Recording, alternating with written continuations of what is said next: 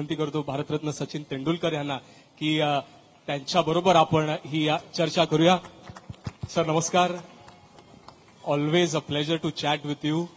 Sir एक पहिला प्रश्न, एका लहान मुलाला जेव्हा त्याचा मोठा भाऊ इकडे घेऊन आला तर प्रशिक्षक तर भरपूरच असतात, पण आचरेकर सरच का? आय थिंक ही गोष्ट कोणी ऐकली नसेल आतापर्यंत, कारण मी कुठेच बोललो नाही. ह्या प्रश्नाचं उत्तर मी पहिल्यांदा देतोय. आणि हे ऍक्च्युली माझ्या भावाकडनं मला कळलं की ही स्टोरी हे कसं घडलं.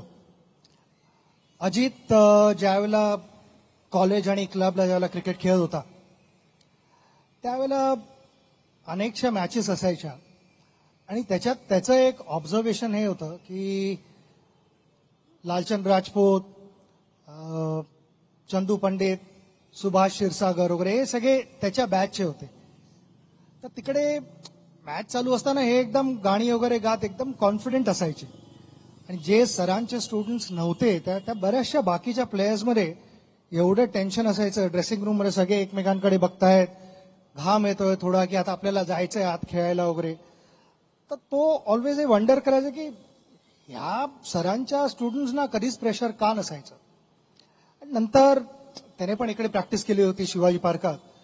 त्याला रिअलाइज झालं की सरांकडे प्रॅक्टिस मॅचेस व्हायच्या भरपूर आणि त्यामुळे एक जे मॅच टेम्परामेंट म्हणतो आपण ते डेव्हलप झालेलं ह्या सरांच्या सगळ्या स्टुडंट्सना.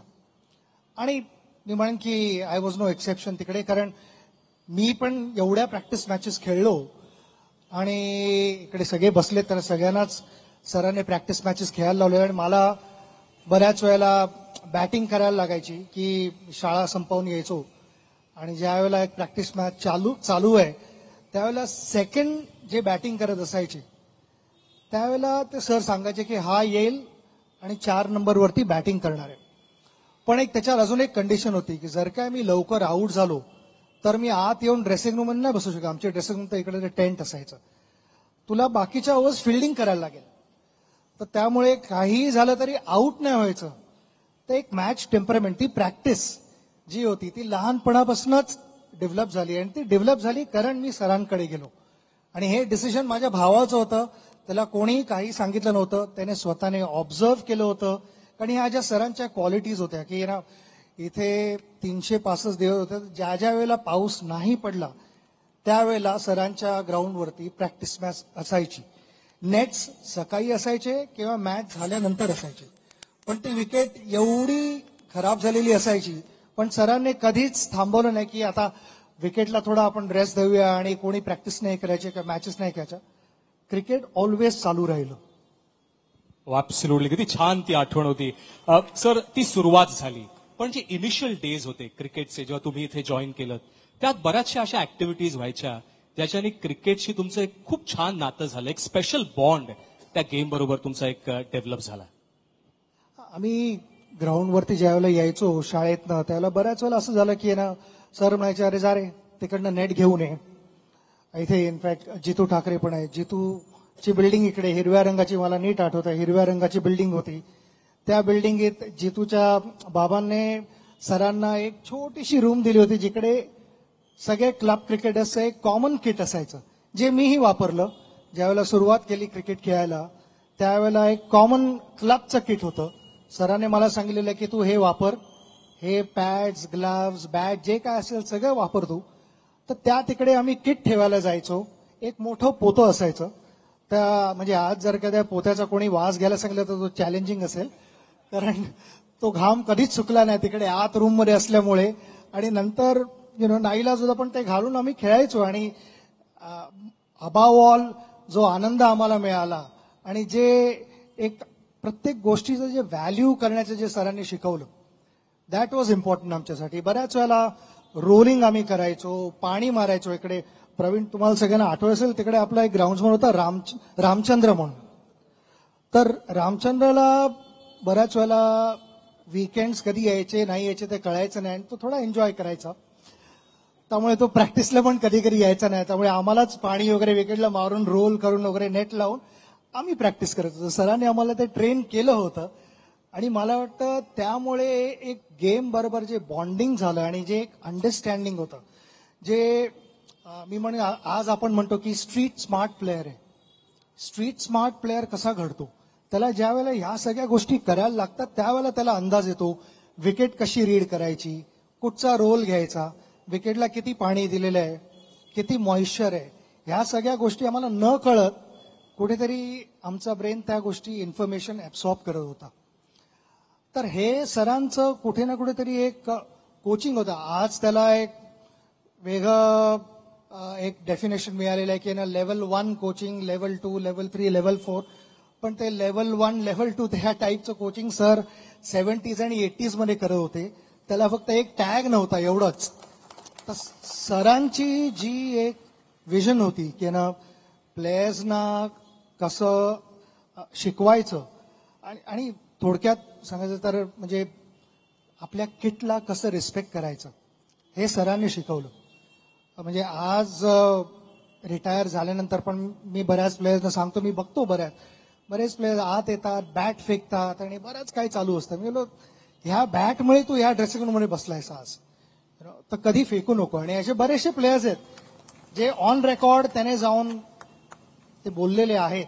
इकडे अनेकसे मला यंग क्रिकेटर्स पण दिसत आहेत. प्लीज हे लक्षात ठेवा की तुमचं क्रिकेट किट, ते बॅट असो, ग्लव्ज असो, काही असो, कधीच फेकू नका. त्याचा ऑलवेज मान ठेवा. त्याचं एक स्थान आहे, तिकडेच ते असायला पाहिजे.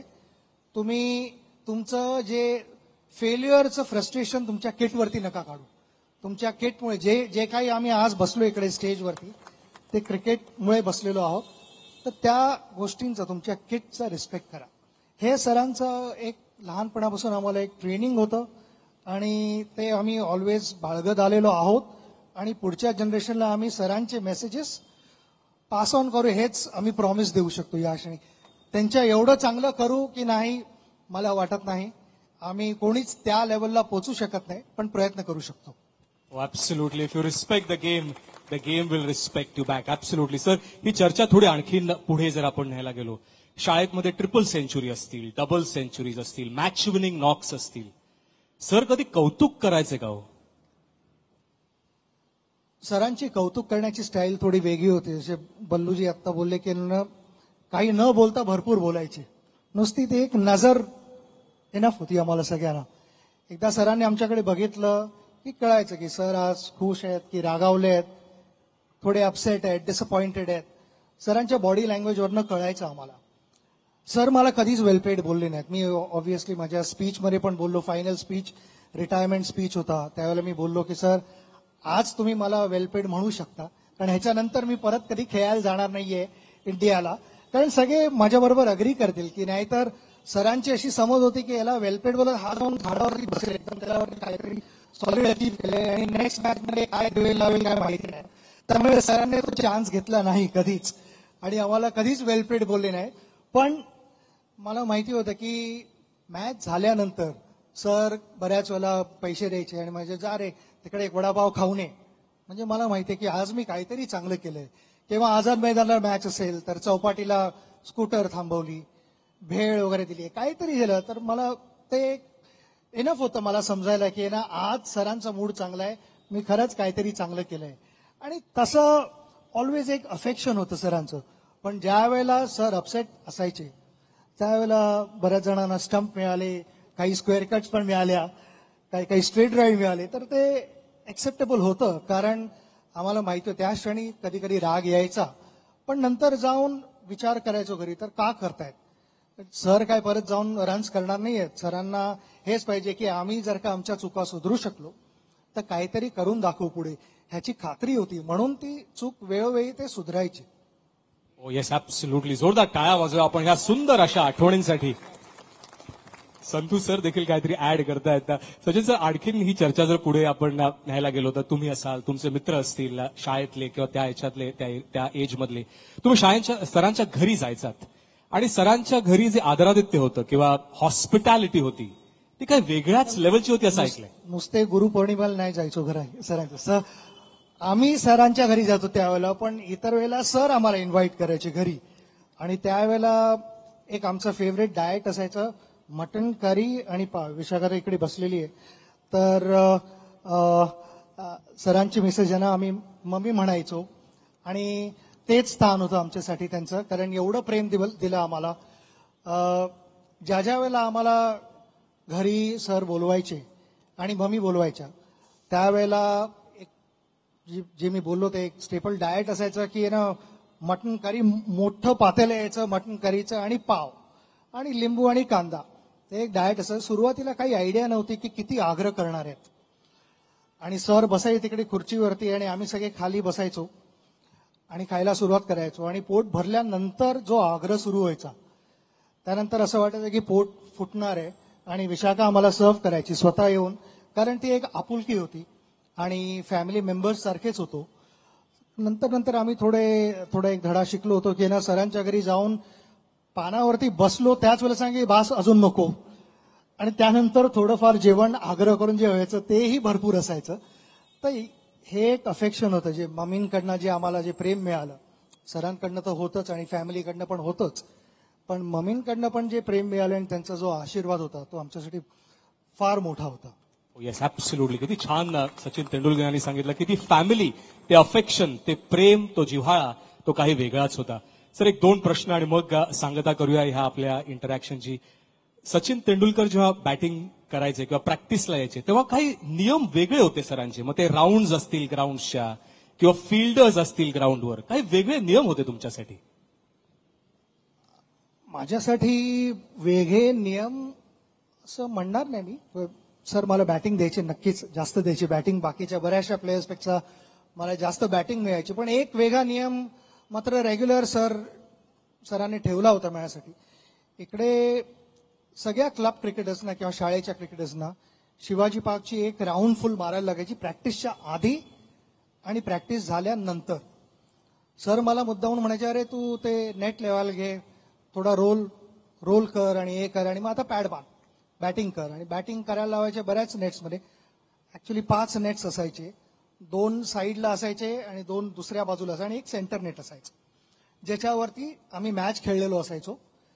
त्याच सेंटर विकेटवरती लास्ट मला बॅटिंग द्यायची सर. आणि जे मी 1 रुपयाचं कॉईनची जी स्टोरी सांगितली होती, सर त्याच वेळेला ते 1 रुपयाचं कॉईन ठेवायचे स्टंपवरती आणि मला सांगायचे की तुला 10 मिनिटं सर्व्हाइव्ह करायचं, आऊट नाही व्हायचंय.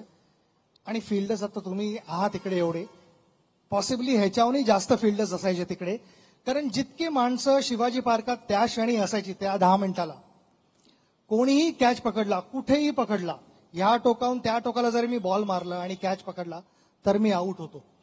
मला सरांबरोबर आर्ग्यू करायला काही स्कोप नव्हता, कारण तो एक रूल होता की कोणी कुठेही कॅच पकडला युअर आऊट. तर ते सर्व्हाइव्ह करायला लागायचं. ते थकल्यानंतर सर मला म्हणायचे, अरे तुझे 2 राऊंड आता राहिलेले आहेत, कारण दुपारची एक राहिलेली आहे आणि आता प्रॅक्टिस झाल्यानंतर राहिले, तर 2 राऊंड मारायला घे. तर सुरुवातीला मी पॅड्स वगैरे काढले, ग्लव्स, बॅट वगैरे बाजूला ठेवली. सर बोले, तू मॅच मध्ये अशी बॅटिंग करायला जाणार आहेस का, रन्स असे करणार आहेस का? नाही ना, तुला बॅट लागणार आहे, पॅड्स लागणार आहे, ग्लव्स, सगळं तुझं फुल किट तुझ्यावरती असायला पाहिजे बॉडीवरती, आणि ते घेऊन तुला 2 राऊंड मारायला लागणार. बरं, थोडं शॉर्टकट घ्यायचा तर ते काही चान्सच नव्हता, कारण सरांची नजर अशी होती की थोडं पण इकडे तिकडे कोणी प्रयत्न केला शॉर्टकट तर त्याला एक एक्स्ट्रा राऊंड मारायला लागायची. तर त्यापेक्षा शॉर्टकट न घेतलेला बरा होता. आणि ते लहानपणापासून ट्रेनिंग मिळालं की शॉर्टकट घेऊ नका. पण सर स्ट्रिक्ट होते, पण ज्या ज्या वेळेला आम्ही काहीतरी चांगलं करून दाखवलं, सरांची जी एक पाठीवरती ते एक शाबासकी द्यायची ती त्याने सगळं काही मूड बदलायचा, की ज्या ज्या वेळेला कोणी स्क्वेअर कट खाल्ले की काय खाल्ले ते सगळं डोक्यातनं निघून जायचं. वाव, किती सुंदर आठवण. म्हणजे आज इथे क्रिकेटर्स पण आहेत सचिन सर, किती ती कल्पना पण आपण नाही करू शकत की इतके सगळे जर फिल्डर्स असतील, त्या फिल्डर मधनं गॅप काढायची, कोणीही कॅच घेतला तर तो आउट असणार. काय नियम होता. 664 मॅचेस सर खेळले आणि गॅप्स कसे सचिन तेंडुलकर काढायचे ह्याचं जर रहस्य आपल्याला पाहिजे असेल तर आज ह्या उत्तरातनं आपल्याला मिळालं की every fielder at Shivaji Park, every person at Shivaji Park use to be a fielder. Sir, एक शेवटचा प्रश्न. आचरेकर सरांचं क्रिकेटचं कोचिंग हे तर आपण आता ऐकलं, तुम्ही सांगितलं, पण क्रिकेटशी रिलेटेड एनिथिंग अंडर द सन, काही तुम्ही त्यांच्याकडे मागितलं तर त्यांच्या त्या युनिफॉर्ममध्ये किंवा कुठनं तरी ते गोष्ट ते निर्माण करायचे आणि सांगायचे की हो हे आहे, नाही कशालाच म्हणायचे नाहीत. इनफॅक्ट हे स्टाईल आत्ता निघाले कार्गो ट्राउझर्स आणि हे सगळं सरांनी ते त्याच वेळेला सुरू केलेलं भरपूर. सरांकडे काही मागा, सँड पेपर मागा किंवा बॉलची बऱ्याच वेळेला सीम थोडी खराब व्हायची, शिलाई बाहेर निघायची. त्यावेळेला सरांकडे कातर असायची, स्विस नाईफ असायची. कोणाला ग्लू हवा असेल तर ते, कोणाची तब्येत बरी नसायची तर क्रोसेन काय बँडेड जे काही मागाल ते सगळं सरांच्या खिशात असायचं. कुठे ना कुठेतरी सरांनी लपवलेलं असायचं. आणि सर्वात डेंजरस होतं ते मॅच नंतर जे सर म्हणायचे आता आपण डेमॉन्स्ट्रेशन करूया, कारण तो एक सरांचा फेवरेट वर्ड होता की मॅच डेमॉन्स्ट्रेशन, की मॅचमध्ये कोणी काय काय चुका केल्या ते सगळं एक सरांच्या छोट्या चिठीवरती सरांनी लिहिलेलं असायचं. आणि ते एक जस्ट कोड लँग्वेज होती की सर जास्त नाही लिहायचे, जस्ट एक कुठेतरी एक वर्ड लिहायचे आणि मग ते सरांना माहिती असायचं की कुठे कोणाची काय चूक झाली. तर त्या ह्याच्यात मला आठवत आहे अजून, आता विनोद पण इकडे आहे, तर आम्ही एखाद्या पार्टनरशिपला पिचवरती पतंग आला तर आम्ही दोघे बॅटिंग करत असताना आमचे मित्र तिकडे पतंग उडवायला लागले बॅटिंग करताना. ते सरांनी बघून ठेवलेलं, कारण सर ऑलवेज लपून बघायचे मॅच. कधीच असे समोर येऊन टेंटमध्ये बसतील वगैरे कधीच नाही, ऑलवेज झाडाच्या मागे कुठे ना कुठे. इनफॅक्ट जिकडे आपण आता होतो एक तासाआधी तिकडेही सर उभे राहून मॅच बघायचे. आणि त्यांची फेवरेट स्पॉट होता जो मागे आमच्या इकडे कामत मेमोरियलचं जे टेंट लागायचं, बरोबर त्याच्या मागे सर उभे राहायचे. टेंटच्या मागे असायचे, त्यांची स्कूटर पार्क केलेली असायची आणि तिकडनं ते जस्ट असे आडवे होऊन ऑलवेज असे बघायचे मॅच की ना काय, आणि ते पॉइंट्स नोट करत असायचे. तर त्यावेळेला नुसतं मी एवढंच एक वाचलेलं, विनोद काईट, आणि त्यानंतर एक स्क्वेअर कटचा मी आवाज ऐकला होता. ते झालं होतं क्रॉस मैदानवरती. पण अशा गोष्टी आमच्या बरोबर सदैव राहतील. सर एक मी म्हणेन की चालते फिरते एक जनरल स्टोअरच होतं की त्यांच्याकडे सगळं काही मिळू शकायचं. आणि अबाव ऑल केअरिंग होते, कारण बऱ्याच वेळेला प्लेयर्सना इंजुरीज व्हायच्या आणि ते तात्पुरता डॉक्टरांकडे पोचेसपर्यंत काही ना काहीतरी मेडिकेशन देऊन ती सिच्युएशन कशी आपल्याला कंट्रोलमध्ये ठेवता येईल ते बघायचे. तर ते म्हणजे आज फिजिओज असतात आणि बरेचसे लोक आहेत, डायटिशियन आणि सगळं. सर ऑल इन वन एक ट्रू ऑलराऊंडर होते आमचे. ऍब्सोल्युटली, जोरदार टाळ्या आपण वाजवूया. Thank you so much Sachin sir, thank you so much. तुम्ही इतक्या सुंदर आठवणी आम्हाला सांगितल्यात. असे म्हणतात की some evenings should never end.